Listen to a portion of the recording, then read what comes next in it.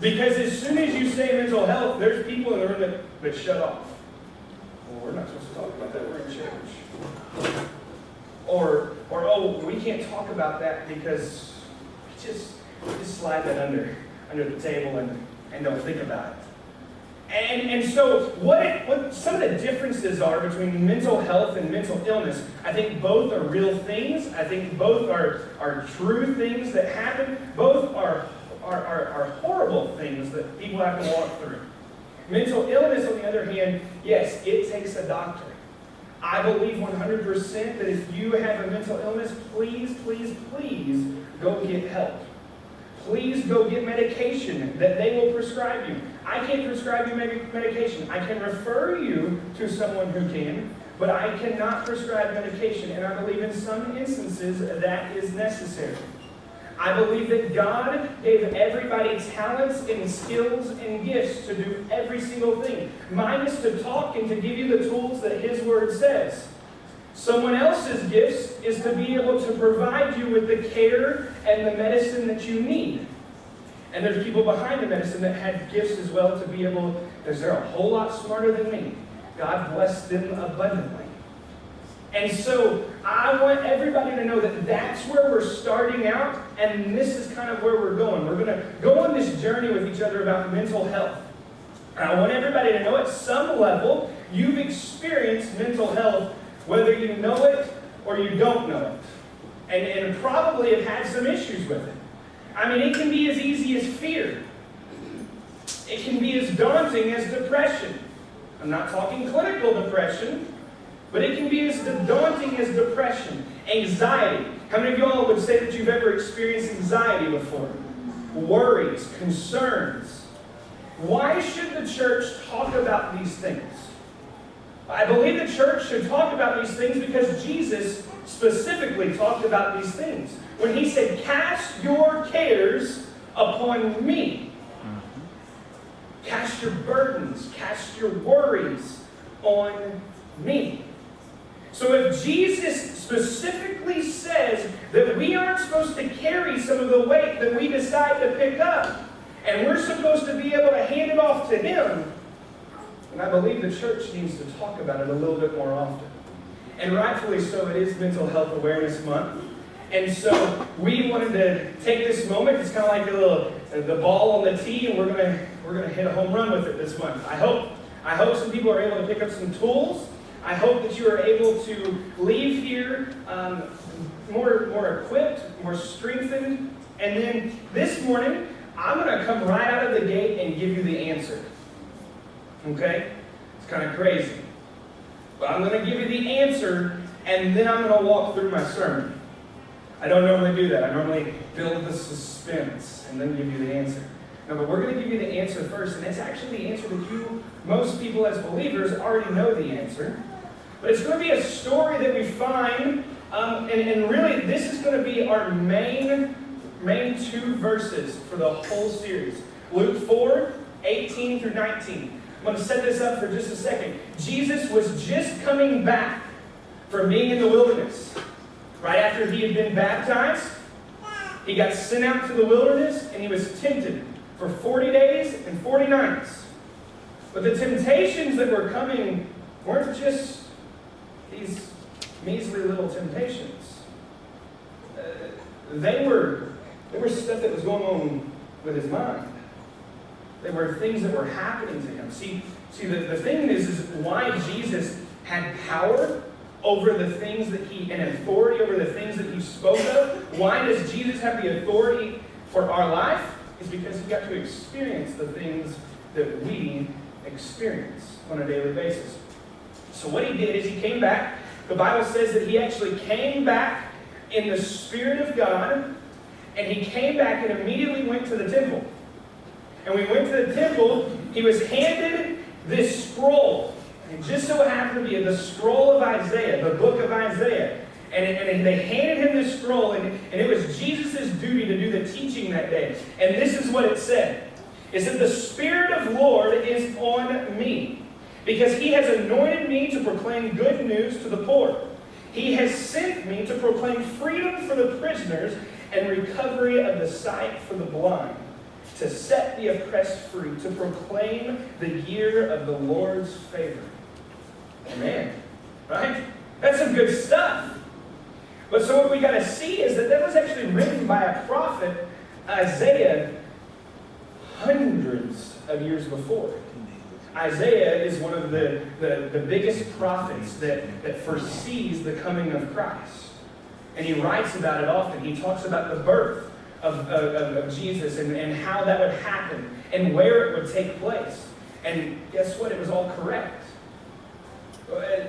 Then, so Jesus reads this, and they're all looking at him like, it's awesome. The words of Isaiah are incredible. They looked up to those old-time prophets, the Old Testament prophets that we now know of as the Old Testament. But then Jesus took it a step further and he said, today, this prophecy is being fulfilled. And they lost it. But what we see is that Jesus, so the answer that we have, right off the bat, right out of the gate for this whole series, the answer that we have is that Jesus came to proclaim freedom to prisoners. I don't know about you, sometimes anxiety, worry, doubt, fear, depression, sometimes it can make you feel like you're in captivity. So Jesus came to give you freedom over your captivity. Sometimes when you're going through some mess in your life, sometimes you've got blinders on. So he came to give you sight. When you're blind, he came to give you direction. When you're blind, he came to say, no. You look at me, and I'll give you the answer. You look at me, and I'll provide you with vision. You look at me, and I'll provide you the direction to go. You look at me, and I'll provide you the sight that you need to see. The people that you need to see. The direction you need to see. That's the things that he came to say. And then he also says, but hey, hold up for a second, because I also came to free the oppressed. Well, I actually did a word study, and I said, what is the difference between a prisoner or captivity and oppression? Oppression is something that's holding you back. It's actually something that legitimately, physically holds you back. But it's never something that's necessarily physical. Like a prisoner, they're bound in chains. They're tied, they're bound together. They are physically unable to do something. Oppression is something totally different. Sometimes it can feel like it's physically imprisoning you. It's physically bounding you up. But you're not physically bound by any means. And so Jesus came to free the oppression. But then he sums it all up. And he says, I also came so that you can have the favor of God over your life. Why do we have the favor of God over our life? Well, because when we're faithful, that's God's blessing to us. When we are faithful, we get to have the favor of God upon our life. So this morning, that was all free, by the way. So are y'all ready for the actual sermon? Perfect. Good. So as you can tell, I'm pretty excited about this series. I'm excited because I feel like there are probably some people that deal with some things that maybe they don't even deal with. That was my prayer this morning. My prayer this morning was that people's eyes would be open to see some of the things that they deal with. Maybe some of the things that are holding you in oppression or are holding you captive that you don't even know. Maybe you're the person in the room that says, oh, I do know, but I don't know how to get over it.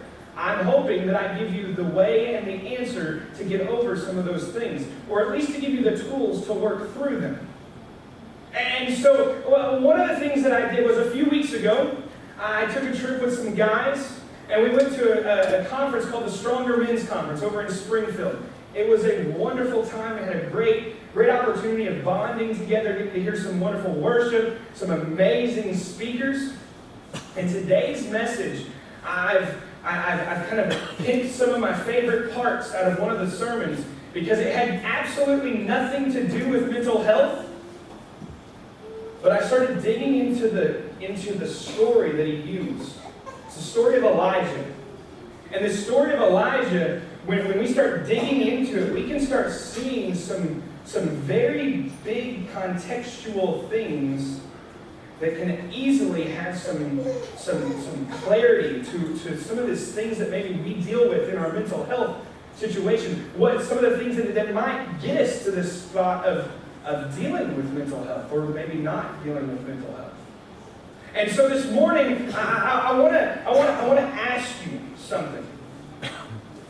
The direction that this pastor went in the sermon that I heard was he talked about voices. He talked about the app on your phone. If you've got an iPhone, it's called voice memos.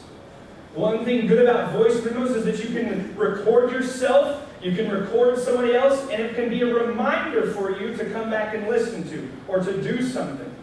And so he took it as this voice memos. I'm not going to talk about that, but I am going to talk about the voices that we hear throughout our life. Maybe it's the voice in our head. Maybe it's the voice of somebody else that we allow to speak into our life. Maybe we don't allow them to speak into our life, but it penetrates into our life. Maybe it's the enemy's voice. Or then lastly, I did say it for last because it's the best, but sometimes it's the last one we think of, God's voice. See, everyone has a sound. Everyone has a voice. What we have to start asking ourselves is, what does our voice sound like?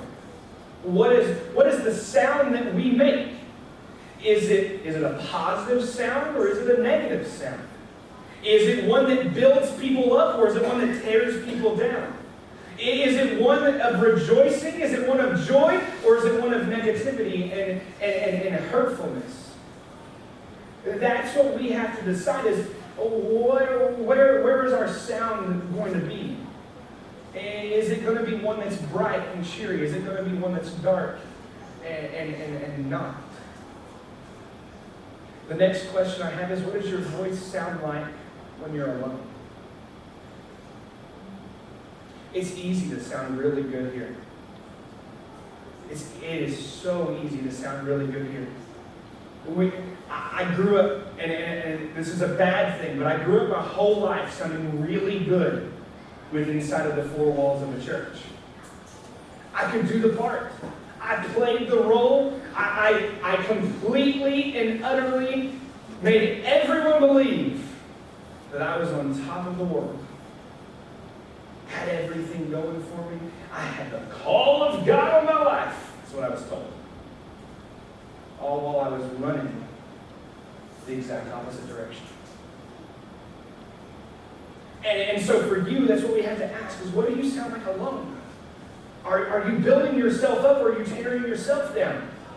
Because when you're alone and you've got no one else to listen to, no one else speaking into your life, are you speaking into your life? Are you speaking things over your life that God says about your life? See, there's a lot of great things that God has promised us. There's words in His Bible, there's words all throughout Scripture that says that we are His masterpiece, we are wonderfully made by God. Amen. He knew us before we were knit in our mother's womb. I mean, come on. And so we have to ask ourselves, what do we sound like when we are alone? Is it something good that comes out of our mouth to ourselves, or is it something of destruction? That's where we're going to get to this, the main story that we're going to cover today. This is the prophet Elijah. I would say most people, if I had to guess, if you spent any time in the church at all, you all have heard of the prophet Elijah. Okay, perfect. It's the same prophet who took off to heaven in the fiery chariot. It's the same one that called down fire from heaven and consumed the altar, even when it was soaking wet. This story takes place right after that. Right after the story where he was literally mocking the people and making fun of them because they didn't believe in his God. The false prophets around were calling on Baal and other idol gods, and they weren't doing anything. He said, you can do whatever you want to my altar. You can take away the wood, you can soak the wood in water, there will still be fire that comes down and consumes the altar that I have made. And so right after this, right after. I'm going to get to that point in just a second, but right after his mountaintop moment, we find him in this spot. 1 Kings 19, verses 1 through 10, it says, Ahab told Jezebel all that Elijah had done, and how he had killed all the prophets with the sword. Then Jezebel sent a messenger to Elijah, saying, So may the gods do to me, and more also, if I do not make your life as the life of one of them by this time tomorrow. Yikes. There's nothing scarier than a mad woman. Am I right? I mean, come on. Men in the room, y'all know what I'm talking about. There's not much scarier than that. Especially if she's a mama. Amen. Just saying. Then, and I'm telling you, he knew. Because then he was afraid. And he arose and ran for his life and came to Beersheba, which belongs to Judah, and left his servant there. So we see, so what we see here is that a scary thing happened to him. He was afraid and he took off running. He gets to this place and he leaves his servant. So he begins to isolate himself. He was scared. He was fearful. He began to isolate himself. But he himself went a day's journey into the wilderness and came and sat down under a broom tree, or as Josh and I know, is sometimes in some of the versions of the Bible called a juniper tree. I'm not going to go into the 2.5-hour discussion that we had over the broom tree and the juniper, but it is really crazy and really cool. If you would like to do that sometime, word study, just a little shout out for that. But he sat down under this broom tree and he asked that he might die, saying, It is enough now, O Lord, take away my life, for I am no better than my fathers. So we see that this man, probably one of the most famous prophets that we know of in the Old Testament, is fearful, isolates himself, and is now asking God to kill him. Do you think there's some mental health issues going on in that moment? What I want you to know is that none of us can escape mental health. If this person that is arguably one of the most famous prophets in all of the Old Testament struggled with it, had his issues with it, I think that sometimes we can have our own issues with mental health. And so that's really where I want you all to understand that just because maybe you've never dealt with it before, maybe you try to act like you don't deal with it and don't deal with it if you're like me, that is something that I have learned over the last few years, is that I believe that everybody should have a counselor. Everyone. Everyone should have somebody that they can talk to about anything. I 100% believe that. It is good for you. It is good for your brain. It is good for your soul. It is good for every part about your body. You go to the doctor if your body is in harm. You go to the doctor if you're sick physically. So why would you not do the same thing if your brain needs some help? Think about that. So we go on. And verse 5, it says, And he lay down and slept under the broom tree. And behold, an angel touched him and said to him, Arise and eat. And he looked, and behold, there was at his head a cake baked on hot stones and a jar of water. And he ate and drank and lay down again. And the angel of the Lord came again a second time and touched him and said, Arise and eat, for the journey is too great for you. And he arose and ate and drank and went in strength of that food 40 days and 40 nights to Horeb, the mount of God. I'm gonna give you something real quick. Even in our darkest moments, God still provided. Amen. He had just asked for God to kill him. And God provided for him food and drink. Then God provided him direction for his life. He says, it's going to be a long journey, so I'm going to provide you with the energy, the strength that you need for the direction that I am sending you in. Goes on further. Verse 9, it says, "There he came to a cave and lodged in it. And behold, the word of the Lord came to him and said to him, What are you doing here, Elijah?" And he said, now, I want everybody to know that this is his excuse. This is his excuse. And think of the excuses that we give when we have our moments. He said, "I have been very jealous for the Lord, the God of hosts, for the people of Israel have forsaken your covenant, thrown down your altars, and killed your prophets with the sword. And I, even I, only am left, and they seek my life to take it away."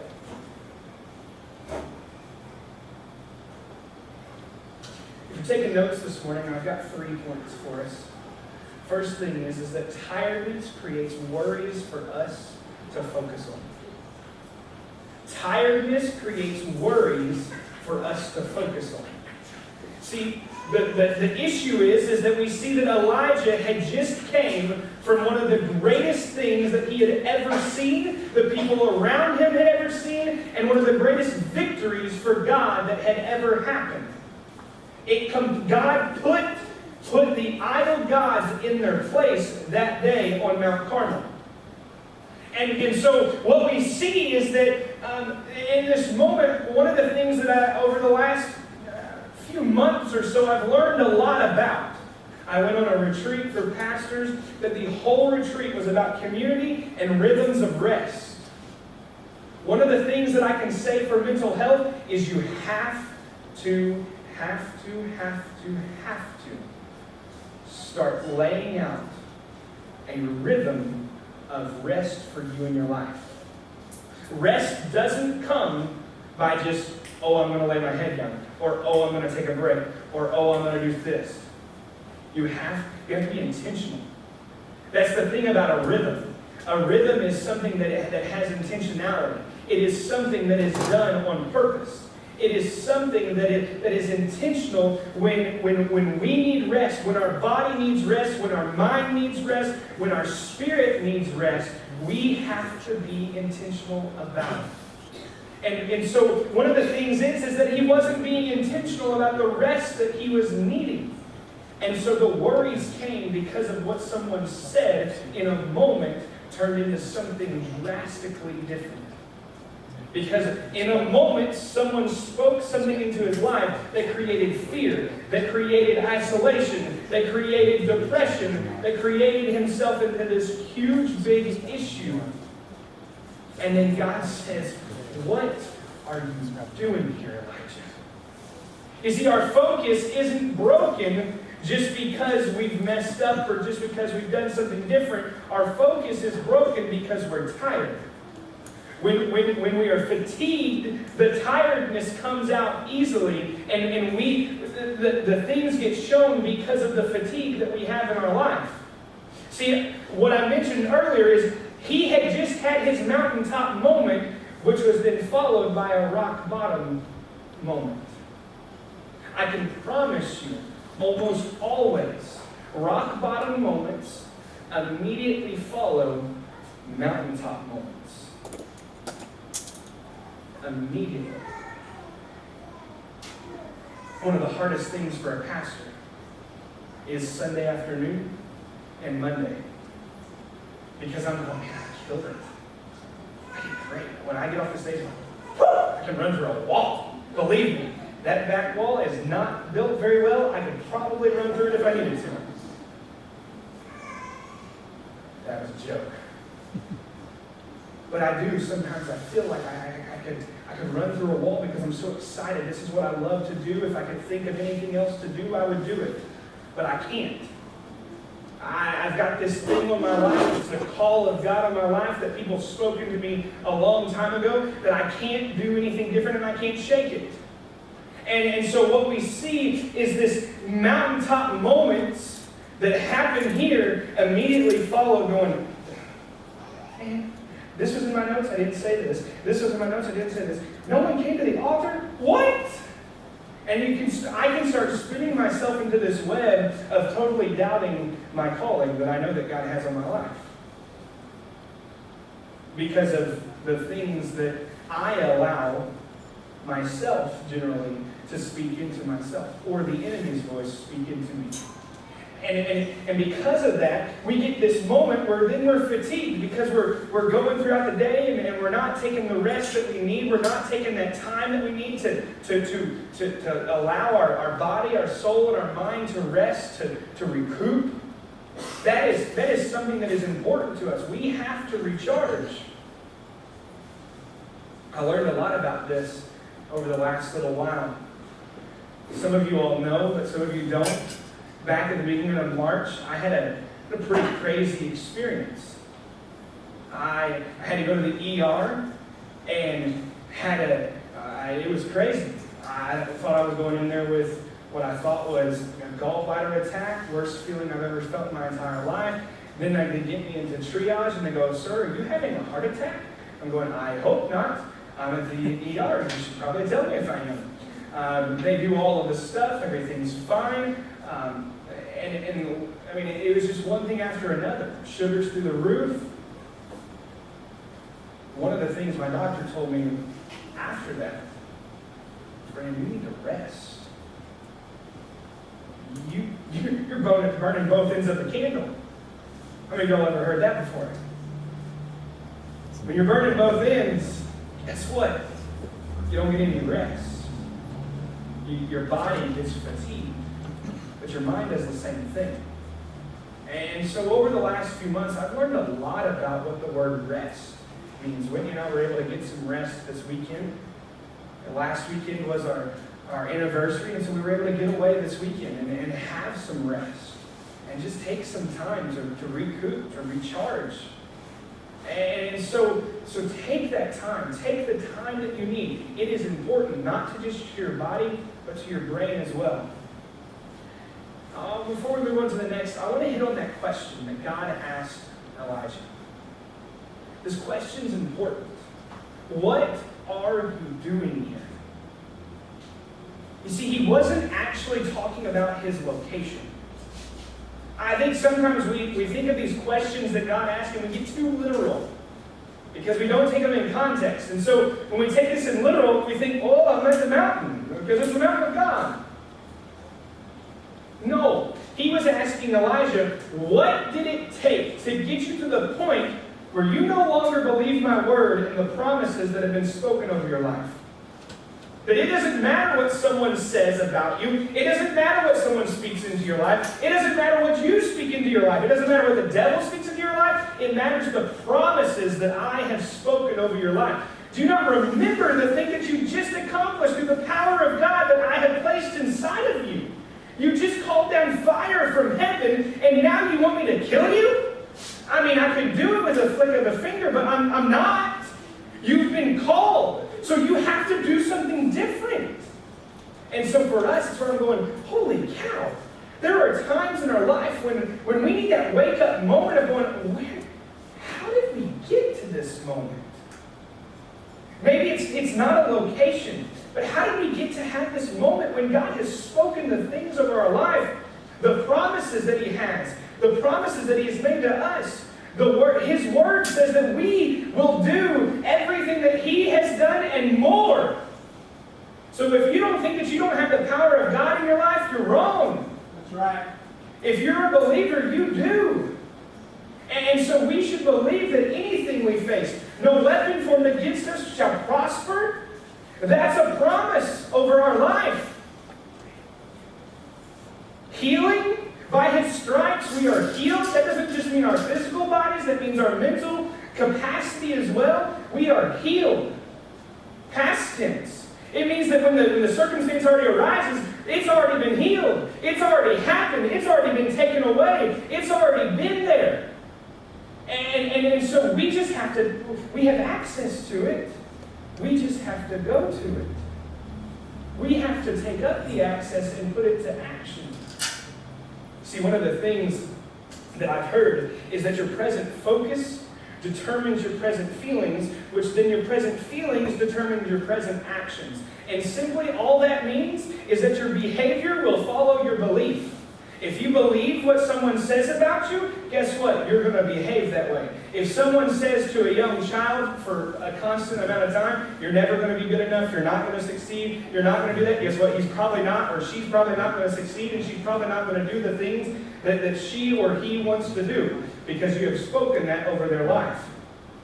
Your tongue is very powerful. Your mind is very powerful. People's tongues are very powerful in your life. Who do you allow speak into your life? What do you allow yourself to speak into yourself? And that's where we're going to get to number 2. Second thing is that you have to begin to speak into yourself rather than just listening to yourself. When we speak into ourselves, we are echoing the voice of God. We are echoing the things that God has promised to us. We are echoing the words that He has spoke over us. And then we put it into action. And I love this quote. If you're taking notes, write this one down, because this is going to be one that you want to remember. If your faith isn't strong enough to move your mouth, it won't be strong enough to move your mountain.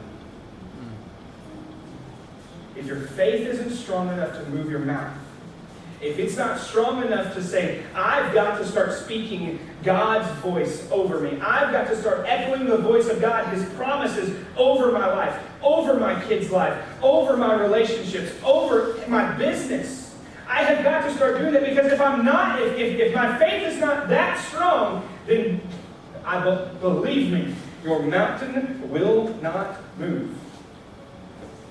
It won't.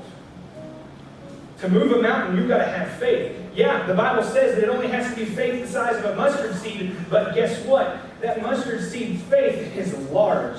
Amen. And you've got to have it in order to move the mountain, in order to move your mouth. And if it's not strong enough, you won't move the mountain. You've got to listen, you've got to read it, and you've got to speak. You've got to listen to the Word of God. Actually listen to it. You say, well, God's not speaking to me. Listen harder. Get away. I'm not talking about get away in isolation, because isolation is just you and you alone. But get with you and God and listen to what God says, what God is speaking to you in your life in that moment. Read the words of God and then speak it over your life. When we begin to echo the words of God over our life, guess what? It doesn't matter. It doesn't matter if what we used to, I used to speak, it doesn't matter. If you're echoing God's voice over your life, it is positive and it will build you up. It will build the people around you up. Because you begin to speak positively, not negative, not tearing down, not life-taking. You begin to be a life-giving person. Because remember, Jesus came so that we can have life and have it more abundantly. He spoke that over us. So guess what? Through the power of God, we can have life and have it more abundantly. We don't have to be captive in our fear. We don't have to be imprisoned to anxiety. We don't have to be oppressed. We can have freedom because of the power of God that we as believers have over our life. If you say, hey, Lord, whoa, I don't know if I'm a believer. Well, then let me tell you, if you say yes today, all of this is yours. The freedom, the power, the victory over death, over sin, over worries, over anxiety, over depression, that becomes yours. It becomes attainable through you saying yes. 1 John 1:9, it is as simple as that. It says that if you believe in your heart and confess with your mouth that He is Lord, you will be saved. Amen. You will be saved. The old is gone, the new has come. That's as easy as it is. Third thing, and this is really how this all happens. Once you say, I am taking the power of God in my life, I am speaking it over myself, I am not going to let the words of somebody else, the words of the devil, the things my brain tries to tell me, get me down. Because guess what? My condition does not have to be my conclusion. Amen? Amen. Your condition doesn't have to be your conclusion. That means your sin That means your mess. That doesn't determine who you are. That doesn't determine the end results. The end results come from, guess what? The words that Jesus read from the book of Isaiah. He said that you have freedom if you are imprisoned. That means if you're imprisoned physically, if you're imprisoned mentally, if you're blind physically or mentally. Sometimes we think of these things too literal. But sometimes in our brains, we wear these blinders. If I was a horse, I could not stand that. Man, if I'm driving, I'm sorry if you ever pass me because I'm constantly looking all over the place. I love to see different things. I love to see the stuff that's around me. I love to see deer in the field, turkeys in the field. It's one of my favorite things to do. Here recently, it's been turtles on the road. Holy cow! I think Whitney said the other day, from Branson to Van Buren, she passed like 20 turtles. And that's crazy. But you have to be aware. It's the same thing in our spiritual life. We have to have the awareness of God in our life to see the things around us. To see, to hear what God is trying to speak into us. To see the things that God is trying to enact in our life. We have to be aware. We have to have our eyes open to see, our ears open to hear. Our heart has to be open to receive. See, we can't run away from the giants in our life. Like Elijah. He ran away from Jezebel because what she was saying was this, hey, if I don't kill you by this time tomorrow, so help me God. He got scared. Instead of facing the giant head on. Because remember, he had the God who just called fire from heaven and consumed a soaking wet altar. Buckets and buckets of water were poured out. You know, sometime in our life, we have probably been asked a time or two from God, what got you to this point? I'm going to read the last follow-up, the last little section of the story. Verse 11, it goes on and it says, and he said, go out and stand on the mount before the Lord. And behold, the Lord passed by, and a great and strong wind tore through the mountains, and broke in pieces the rocks before the Lord. But the Lord was not in the wind. And after the wind, an earthquake, but the Lord was not in the earthquake. And after the earthquake, a fire, but the Lord was not in the fire. And after the fire, the sound of a low whisper. And when Elijah heard it, he wrapped his face in his cloak and went out and stood at the entrance of the cave. And behold, there came a voice to him and said, what are you doing here, Elijah? See, I wonder how many of us today are being asked that. And I say us, because I'm in the same boat as you all. I wonder how many of us would say that we're being asked, what are you doing here? Not here, not in this building. What has gotten you to this moment? See, God called Elijah out of the cave, out of his isolation. I'm wondering if someone here today is being called out of their cave, their dark spot, their rock bottom. And I'm wondering if God has been asking you, what are you doing here?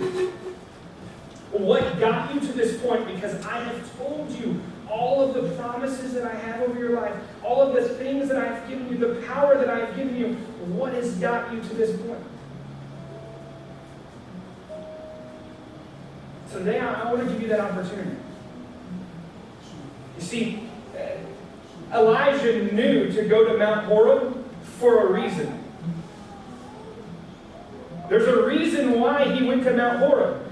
It was known as the mountain of God, because God spoke to people previously on that mountain. So maybe you're here today because you came to a church because you needed to be spoken to. Maybe you needed a wake-up call. Maybe you needed to have a moment with God and you weren't getting it anywhere else. Because you know that God is in His house. If God was on that mountain, see, on that mountain was the same place where Moses got the law, the 10 Commandments given to him from God. God physically spoke to Moses. So Elijah knew the one place where he could go when he was in isolation, when he was running and he was depressed, he could go to the one place. But then God said, no. You don't just need to come here. You've got me at all times. What are you doing here? And immediately following the end of that story, after that second time he asked, what are you doing here? He immediately said, now go on. Walk back through the wilderness and get back to doing what I called you to do. Sometimes we need that wake-up moment. Sometimes it happens from God. Sometimes it happens from the people that we allow to speak into our life. Sometimes it can happen when you speak into your life. So this morning, I want to ask, with every head down and every eye closed, who would say this morning that they need to step out of their cave?